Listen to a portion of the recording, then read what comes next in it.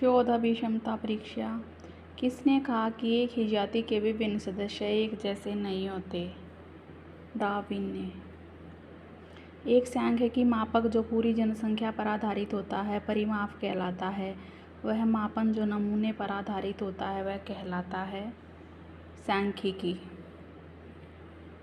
नमूने के आधार पर निकाला गया निष्कर्ष टेक्निकल भाषा में कहलाता है अनुसंधान की बाह्य वैधता का सांख्यिकी अनुमान, आंकड़ा विश्लेषण और निर्वचन, परिमाप, अनुमान, उपरोक्त सभी।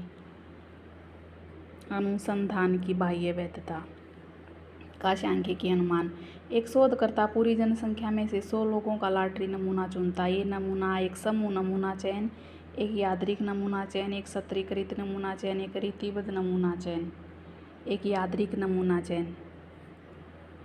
एक शोधकर्ता जनसंख्या को स्नातकोत्तर, स्नातक तथा इंटरमीडिएट छात्रों में विभाजित करता और यादृच्छिक तालिका को प्रयोग करते हुए प्रत्येक ग्रुप में से वह कुछ लोगों को चुनता। यह कहलाता है सत्रीकृत यादृच्छिक नमूना चयन। अनुसंधान का अंतिम निष्कर्ष अधिक ठीक होगा यदि चुना गया नमूना यादृच्छिक रूप से लिया गया कोटा द्वारा निर्धारित किया है, जनसंख्या का प्रतिनिधित्व करता है, उद्देश्यात्मक है, जनसंख्या का प्रतिनिधित्व करता है। एक शोधकर्ता केवल 10 सदस्यों को 50,000 की कुल जनसंख्या में से चुनता है। इसे ठीक समझा क्योंकि वह एक अच्छा शोधकर्ता है। उसे अपने सुपरवाइजर द्वारा सलाह दी गई थी। जनसंख्या समगुणीय थी। उपरोक्त सभी। जनसंख्या समगुणीय थी। अक्षेत्र नमूना ग्रुप नमूना तकनीक का प्रयोग किया जाता है जब जनसंख्या बिखरी हुई हो, बड़े आकार का नमूना लेना हो, जनसंख्या भी समगुणीय और लंबे सर्वेक्षण की आवश्यकता हो। ए और सी दोनों। एक शोधकर्ता अपनी जनसंख्या को विभिन्न समूहों में विभाजित करता और फिर वह प्रत्येक समूह के नमूने के आकार को निर्धारित करता है। यह कहलाता है सत्रीकृत नमूना चयन, कोटा नमूना चयन, समूह नमूना चयन, उपरोक्त सभी। कोटा नमूना चयन। निम्न में से कौन सा अयादृच्छिक नमूना? कोटा नमूना चयन, साधारण यादृच्छिक नमूना चयन, उद्देश्यात्मक नमूना चयन। ए और सी दोनों। 10 का डी। जब जनसंख्या निश्चित हो तो निम्न में से कौन सा नमूना तकनीक प्रयोग की जाती है? क्षेत्र नमूना चयन विधि, उद्देश्यात्मक नमूना चयन विधि, रीतिबद्ध नमूना चयन विधि। कोई नहीं। रीतिबद्ध नमूना चयन विधि। अनुसंधान की वैधता को बढ़ाया जा सकता है असंगत घटकों को दूर करके जनसंख्या का सही प्रतिनिधित्व करने वाला नमूना चुनकर। उपरोक्त दोनों या फिर कोई नहीं। उपरोक्त दोनों। अक्षेत्र अध्ययन संबंधित है वास्तविक जीवन परिस्थितियों से, प्रयोगात्मक परिस्थितियों से, प्रयोगशाला की स्थिति से। कोई नहीं। वास्तविक जीवन परिस्थितियों से। स्वतंत्र विचलनों को छेड़ा नहीं जाता सर्वेक्षण अनुसंधानों में, एक्स पोस्ट फैक्टो अनुसंधानों में। उपरोक्त दोनों। प्रयोगात्मक अध्ययन में। उपरोक्त दोनों में। एक्स पोस्ट फैक्टो अध्ययन की विरोधी विधि है प्रयोगात्मक अनुसंधान, सर्वेक्षण अनुसंधान, पुस्तकालय अनुसंधान। उपरोक्त सभी। प्रयोगात्मक अनुसंधान। वैज्ञानिक सामाजिक सर्वेक्षण का जन्मदाता किसे कहा जाता है? डार्विन को, बूथ को, बेस्ट को या फिर कोई नहीं? बूथ को।